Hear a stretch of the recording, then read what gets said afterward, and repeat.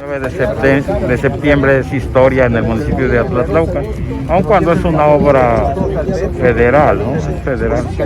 Sin embargo, pues es el arranque ya de hoy de este proyecto que debe de culminar en este mismo año.